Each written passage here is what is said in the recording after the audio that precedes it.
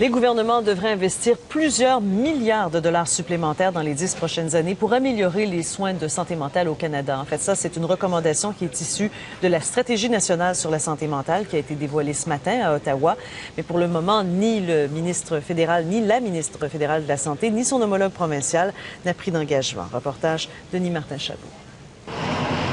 Le 6 janvier, un sans-abri en pleine crise est abattu par la police dans une station de métro de Montréal.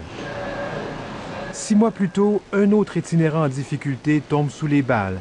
2 personnes souffrant de problèmes de santé mentale qui avaient besoin d'aide et qui ne l'ont pas eu. C'est une problématique qui est énorme au niveau de l'itinérance et en santé mentale et qui est un peu délaissée actuellement. On essaye de mettre des efforts au niveau des différents paliers pour trouver des solutions. Au pire, les itinérants souffrant de problèmes de santé mentale font face à la justice et se retrouvent en prison.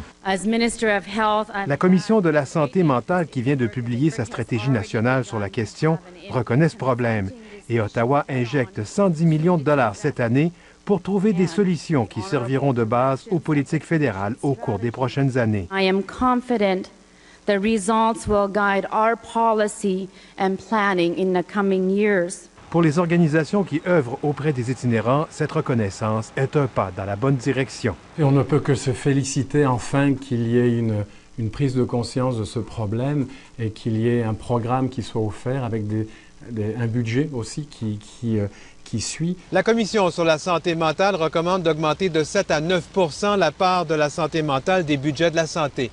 Or, la santé est une juridiction provinciale et Ottawa n'a pas promis pour le moment d'augmenter ses transferts aux provinces. Quant au Québec, il a son propre plan d'action, mais va quand même étudier le rapport fédéral. Denis Martin-Chabot, Radio-Canada, Montréal.